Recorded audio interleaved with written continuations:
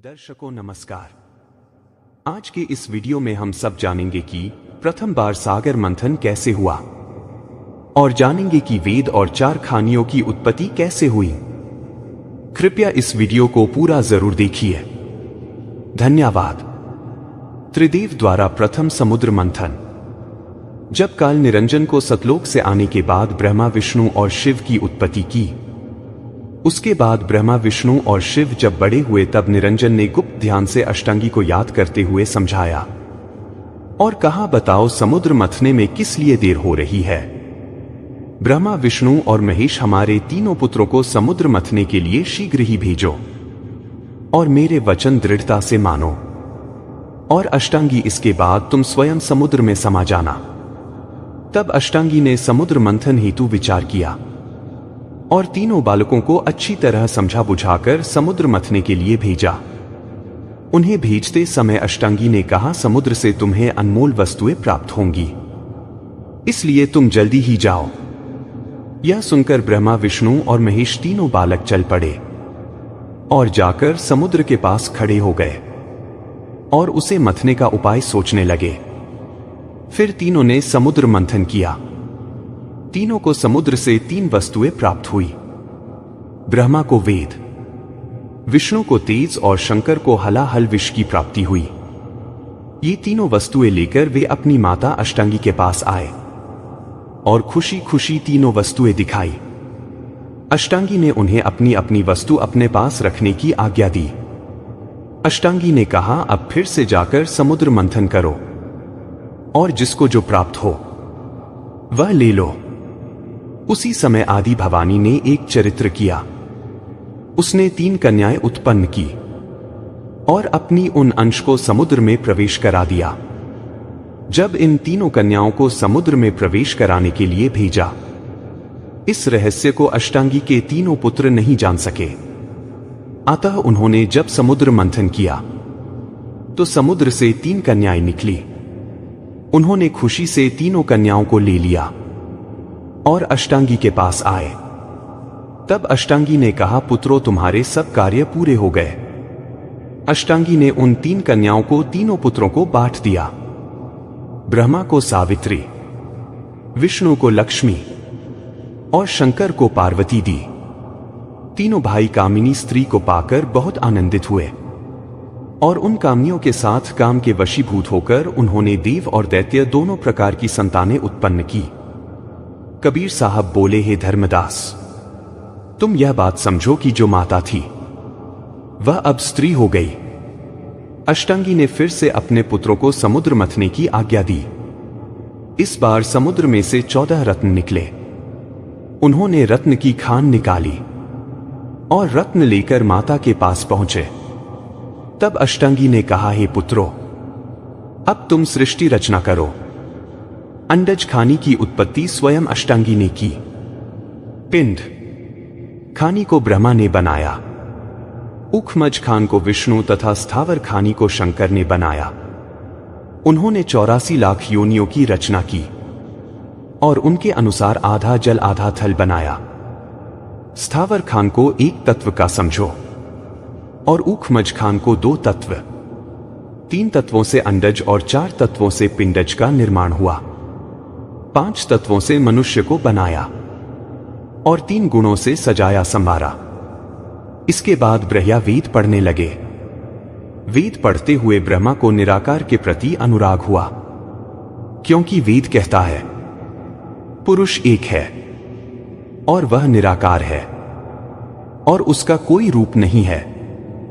वह शून्य में ज्योति दिखाता है, परंतु देखते समय उसकी देह दृष्टि में नहीं आती। उस निराकार का सिर स्वर्ग है और पैर पाताल है। इस वेद मत से ब्रह्मा मतवाला हो गया। ब्रह्मा ने विष्णु से कहा, वेद ने मुझे आदि पुरुष को दिखा दिया है। फिर ऐसा ही उन्होंने शंकर से भी कहा।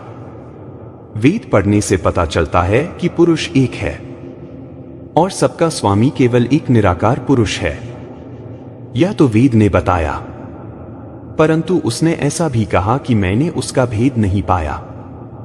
तब ब्रह्मा अष्टांगी के पास आए और बोले, हे माता, मुझे वेद ने दिखाया और बताया कि सृष्टि की रचना करने वाला हम सबका स्वामी कोई और ही है। अतः हे माता, हमें बताओ कि तुम्हारा पति कौन है और हमारा पिता कहाँ है। अष्टांगी बोली है, ब्रह्मा सुनो, मेरे अतिरिक्त तुम्हारा अन्य कोई पिता नहीं है। मुझसे ही सब उत्पत्ति हुई है और मैंने ही सबको संभाला है। तब ब्रह्मा ने कहा है, माता सुनो, वेद निर्णय करके कहता है कि पुरुष केवल एक है और वह गुप्त है। अष्टांगी बोली, हे पुत्र ब्रह्मा कुमार, मुझसे न्यारा सृष्टि रचयिता और कोई नहीं है। मैंने ही स्वर्गलोक, पृथ्वीलोक और पाताल लोक बनाए हैं और 7 समुद्रों का निर्माण भी मैंने ही किया है। यह सुनकर ब्रह्मा ने कहा, मैंने तुम्हारी बात मानी कि तुमने ही सब कुछ किया है, परंतु पहले से ही पुरुष को गुप्त कैसे रख लिया, जबकि वेद कहता है कि पुरुष एक है और वह अलख निरंजन है। हे माता, तुम कर्ता बनो, आप बनो, परंतु पहले वेद की रचना करते समय यह विचार क्यों नहीं किया और उसमें पुरुष को निरंजन क्यों बताया। अतः अब तुम मेरे से छल न करो और सच सच बात बताओ। कबीर साहब बोले, हे धर्मदास, जब इस तरह ब्रह्मा ने जिद पकड़ ली तो अष्टांगी ने अपने मन में विचार किया कि ब्रह्मा को किस प्रकार समझाऊं, जो यह मेरी महिमा को बड़ाई को नहीं मानता। जो यह बात निरंजन से कहूं तो यह किस प्रकार ठीक से समझेगा। निरंजन राव ने मुझसे पहले ही कहा था कि मेरा दर्शन कोई नहीं पाएगा। अब जो ब्रह्मा को अलख निरंजन के बारे में कुछ नहीं बताया तो किस प्रकार उसे दिखाया जाए। ऐसा विचार कर अष्टांगी ने कहा, अलख निरंजन अपना दर्शन नहीं दिखाता। ब्रह्मा बोले, माता तुम मुझे सही सही स्थान बताओ, आगे पीछे की उल्टी सीधी बातें करके मुझे न बहलाओ। मैं ये बातें नहीं मानता और नहीं मुझे अच्छी लगती हैं। पहले तुमने मुझे बहकाया कि मैं ही सृष्टि करता हूं और मुझसे अलग कुछ भी नहीं है, और अब तुम कहती हो कि अलख निरंजन तो है पर वह अपना दर्शन नहीं दिखाता। क्या उसका दर्शन पुत्र भी नहीं पाएगा? ऐसी पैदा न होने वाली बात क्यों कहती हो? हे माता, इसलिए मुझे तुम्हारे कहने पर भरोसा नहीं है। अतः इसी समय उस कर्ता का दर्शन करा दीजिए और मेरे संशय को दूर कीजिए। इसमें जरा भी देर न करो। अष्टांगी बोली, हे पुत्र ब्रह्मा सुनो, मैं तुमसे सत्य ही कहती हूं कि उस अलख निरंजन के 7 स्वर्ग ही माथा है और 7 पाताल चरण हैं। यदि तुम्हें उसके दर्शन की इच्छा हो तो हाथ में फूल ले जाकर उसे अर्पित करते हुए प्रणाम करो। यह सुनकर ब्रह्मा बहुत प्रसन्न हुए। अष्टांगी ने अपने मन में विचार किया, ये ब्रह्मा मेरा कहा मानता नहीं है। ये कहता है कि वेद ने मुझे उपदेश किया है कि एक पुरुष निरंजन है, परंतु कोई उसके दर्शन नहीं पाता है। अतः वह बोली, अरे बालक सुन, अलख निरंजन तुम्हारा पिता है पर तुम उसका दर्शन नहीं पा सकते। यह मैं तुमसे सत्य वचन कहती हूं। यह सुनकर ब्रह्मा ने व्याकुल होकर मां के चरणों में सिर रख दिया और बोले, मैं पिता का शीश स्पर्श व दर्शन करके तुम्हारे पास आता हूं। यह कहकर ब्रह्मा दिशा को चले गए। अपनी माता से आज्ञा मांगकर विष्णु भी अपने पिता के दर्शनों हेतु पाताल चले गए। केवल शंकर का मन इधर उधर नहीं भटका और वह माता की सेवा करते हुए कुछ नहीं बोले। वेद की उत्पत्ति। कबीर साहब बोले, हे धर्मदास, तुम यह विचार करो, इसके पीछे ऐसा वर्णन हो चुका है कि अग्नि, पवन, जल, पृथ्वी और प्रकाश कूर्म के उदर से प्रकट हुए। उसके उदर से ये 5 अंश लिए तथा तीनों सिर काटने से सत रज तम तीनों गुण प्राप्त हुए। इस प्रकार 5 तत्व और 3 गुण प्राप्त होने पर निरंजन ने सृष्टि रचना की।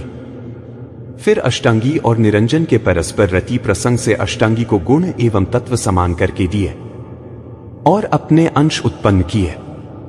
इस प्रकार 5 तत्व और 3 गुण को देने से उसने संसार की रचना की।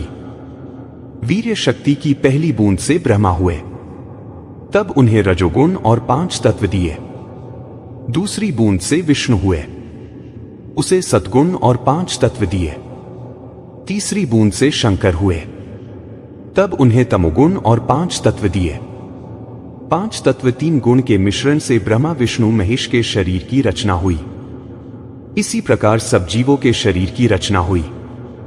उससे ये 5 तत्व और 3 गुण परिवर्तनशील और विकारी होने से बार बार सृजन और प्रलय यानी जीवन और मरण होता है।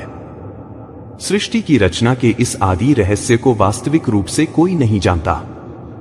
हे धर्मदास, तब निरंजन बोला, हे अष्टांगी कामिनी, मेरी बात सुन और जो मैं कहूं उसे मानो। अब जीव बीज सोहंग तुम्हारे पास है, उसके द्वारा सृष्टि रचना का प्रकाश करो।